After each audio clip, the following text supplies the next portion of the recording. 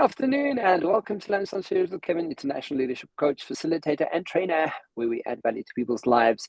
The show happens every week on ebizradio.com, and you can catch the Lunchtime Series on all major podcast channels today. Today, we are going to be speaking about a very interesting topic, and we're going to be speaking to an intelligence coach, emotion intelligence coach, and stress relief coach, Trevor Carter. Trevor, welcome to the show, and thanks for joining us today. Okay, thank you so much indeed. It's a pleasure to be on your show. I'm looking forward to getting into nitty-gritty things off the side of the interview. Absolutely. So to kick it off, why don't you start off with just telling us who you are and just giving us a bit of background about you and what it is you do? Absolutely. Yes, I'm Trevor Carter, and I'm a stress relief and emotional intelligence coach. That's what I do. And 8 years ago, I went through a depression. Looking after my wife and my mum and my sister. And that happened for about 4 years, full time, 7 days a week. And I began to realize changing my habit of how I'm thinking and actually get myself in a better position as well as my well-being was very important for me in order to change the way I was thinking and also to overcome my depression.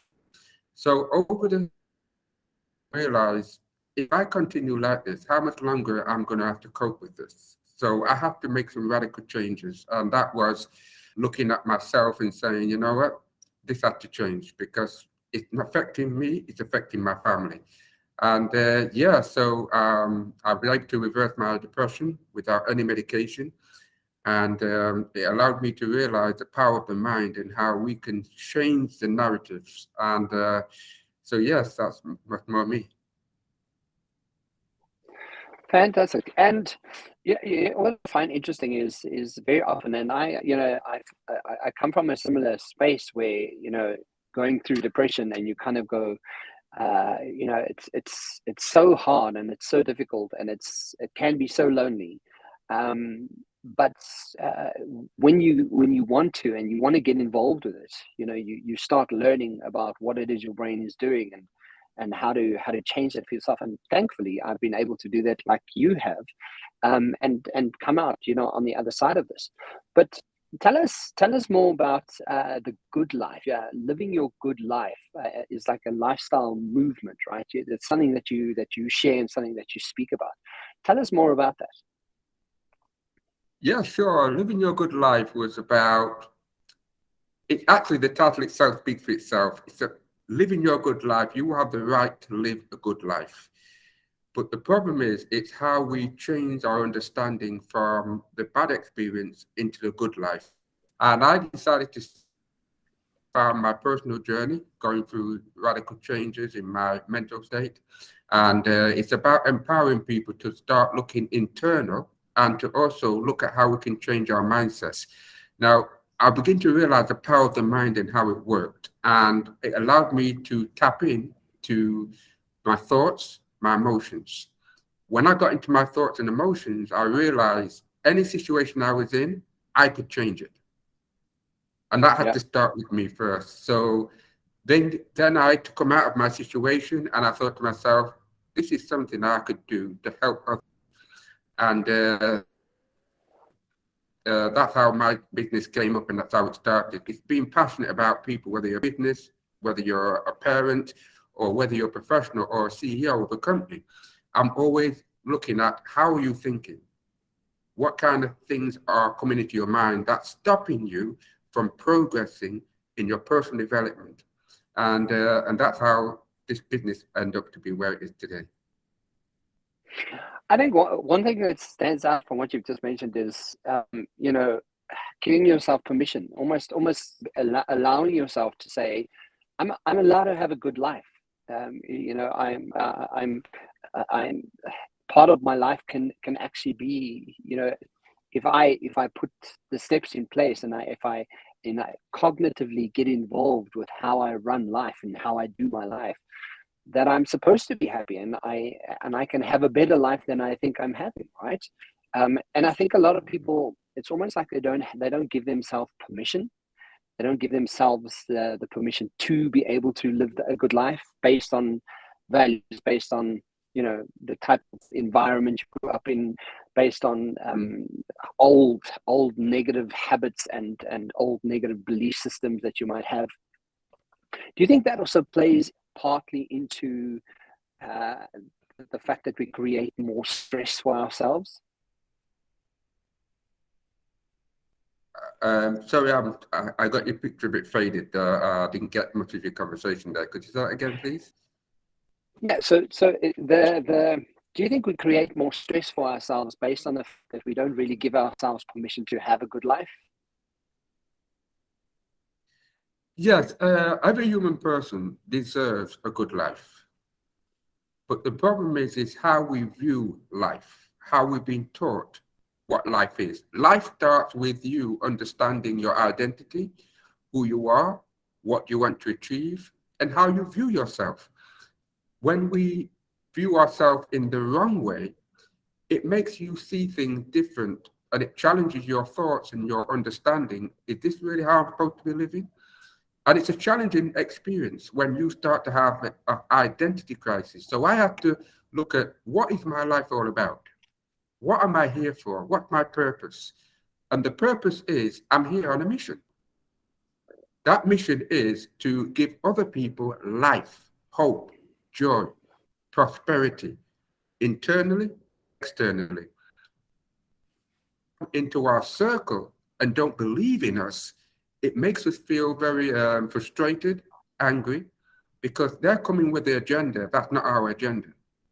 And that allows you to feel hijacked in your own life. So when you want to move forward and progress, you find that you're stuck every minute. You try to do great things, it doesn't work.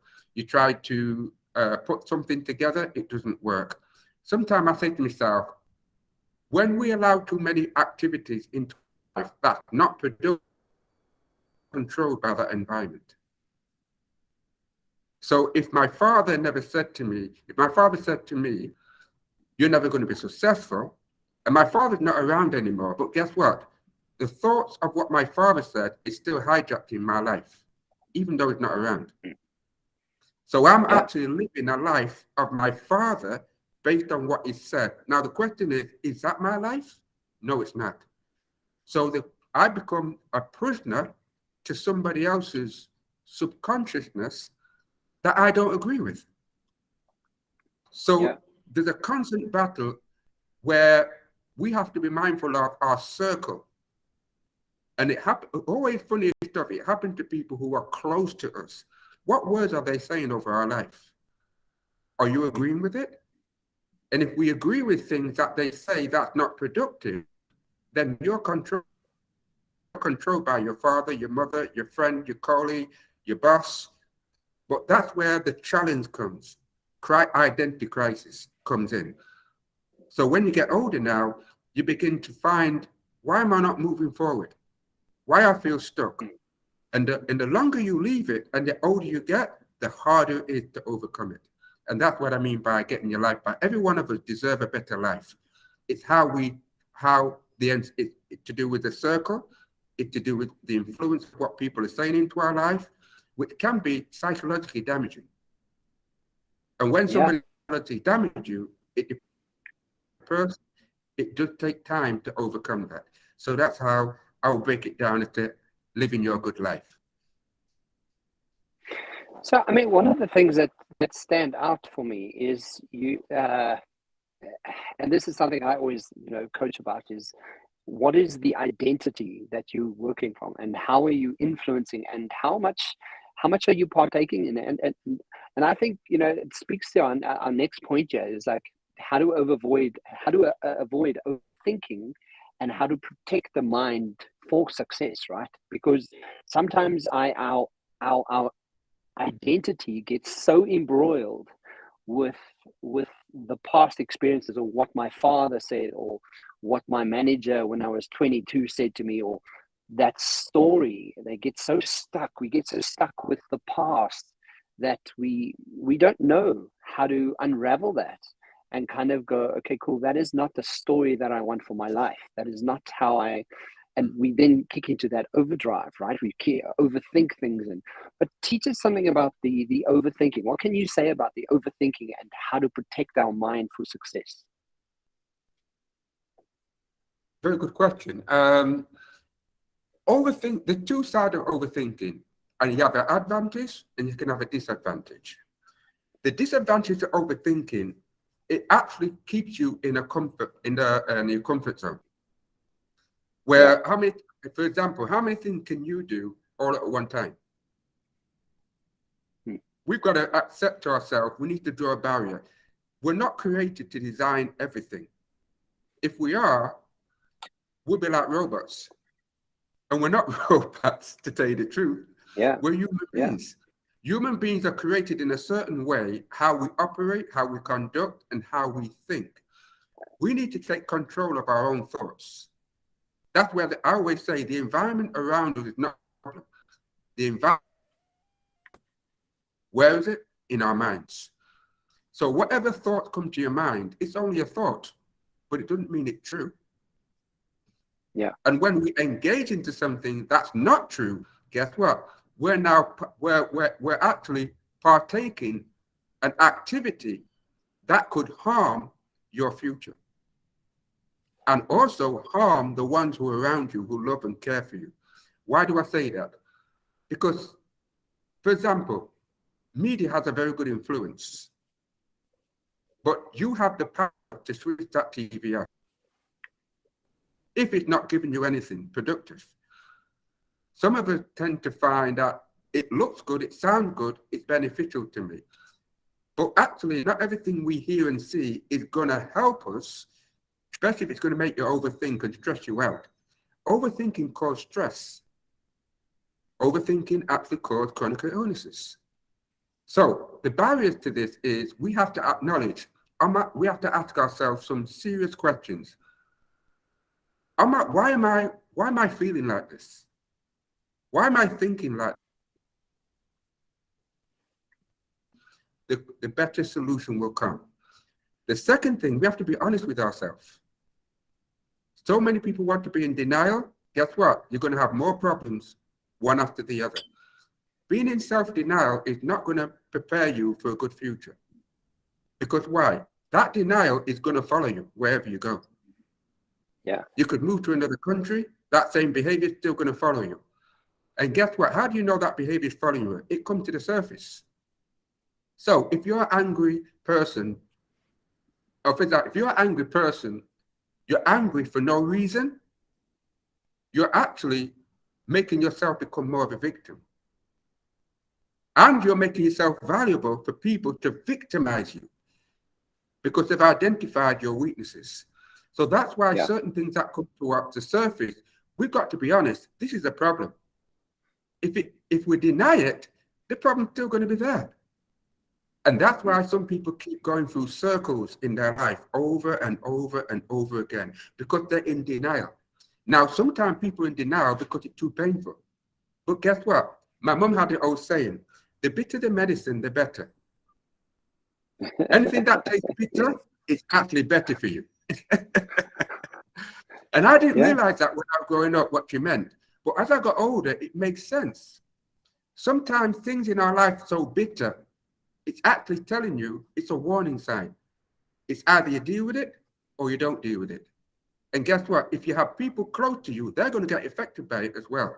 Children, wife, colleague, business, because that problem that you're denying, it now comes to the surface so strong that other people are recognizing it.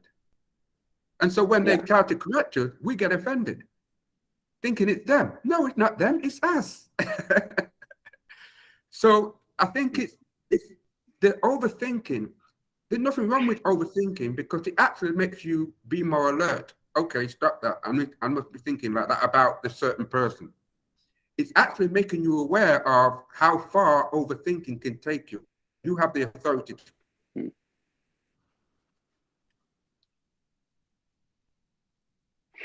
So, I mean, I love that, and I think it's so important that we.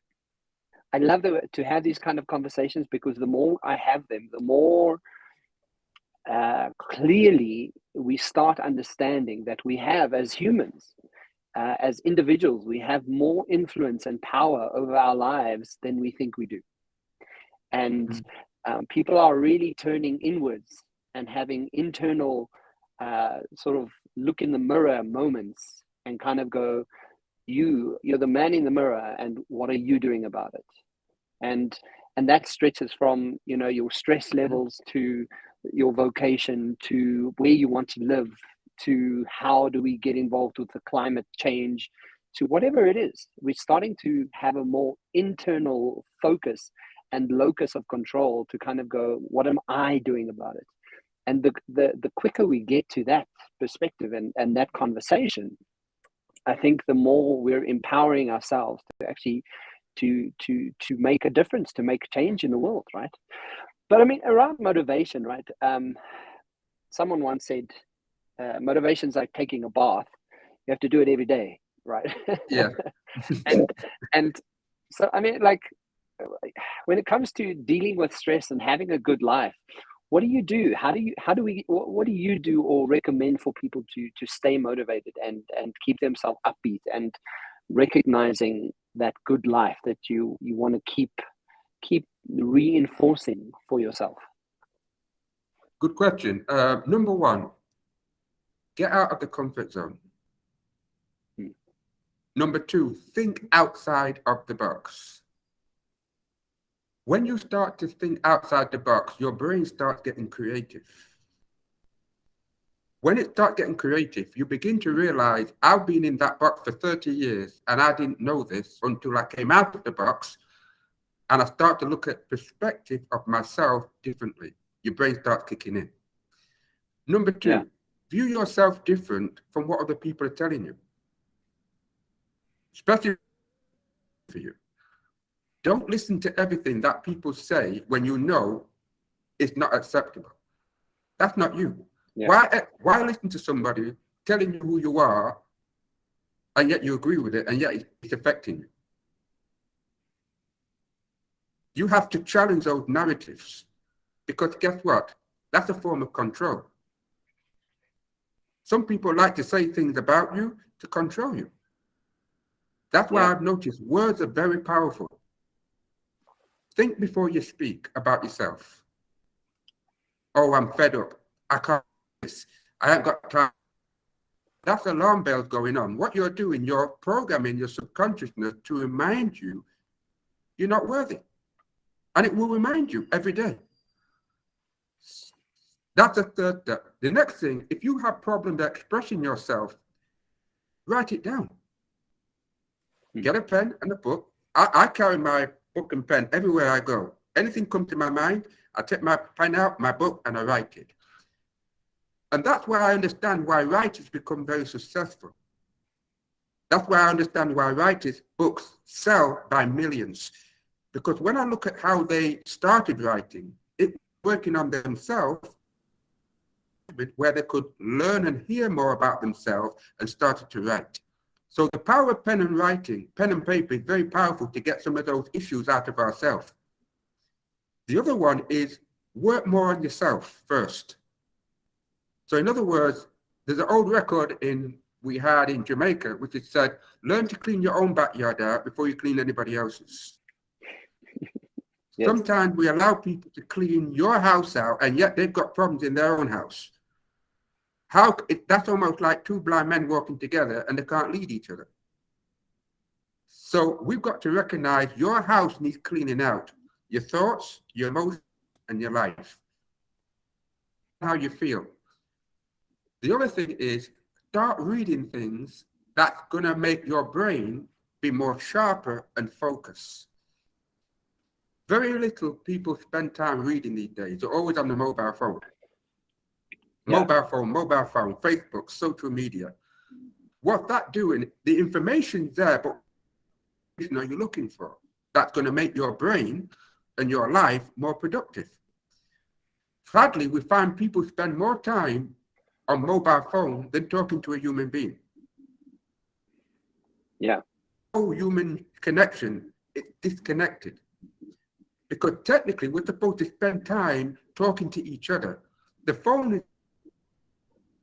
you're in the UK, I found technology for that. But when it comes to the human contact, you can't beat that. Why?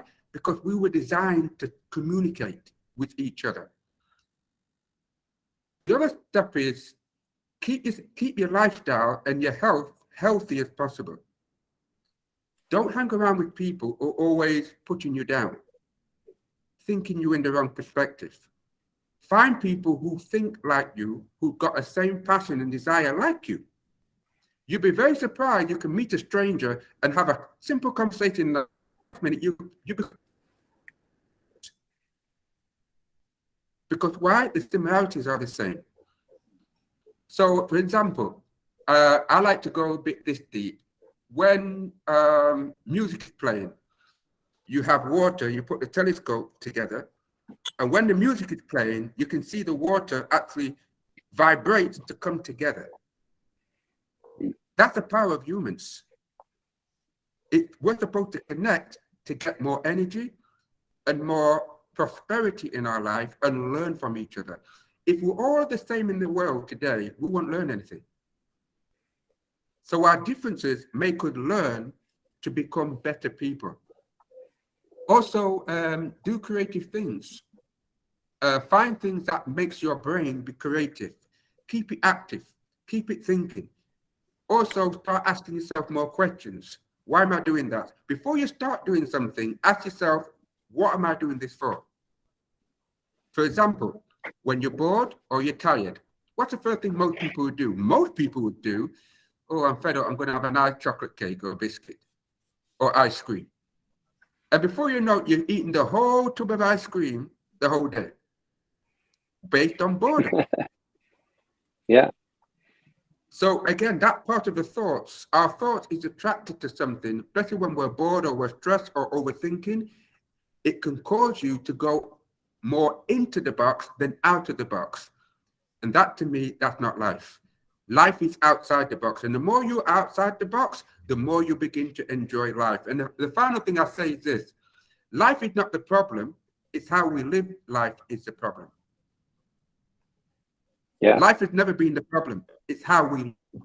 So why?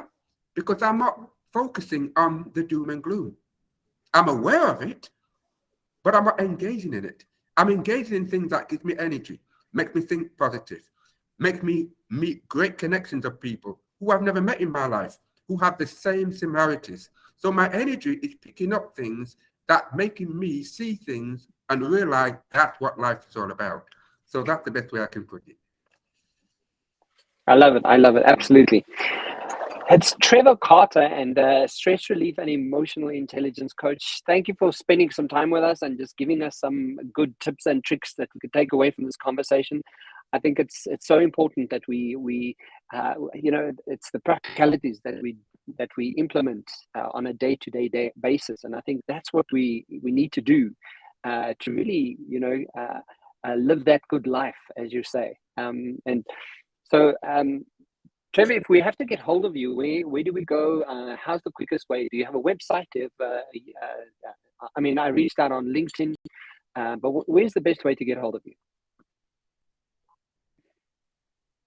Okay, you can get me by my email, which is info@livingyourgoodlife.co.uk, or you can get me on LinkedIn at Trevor Carter, and you will see Living Your Good Life there. You can connect with me there.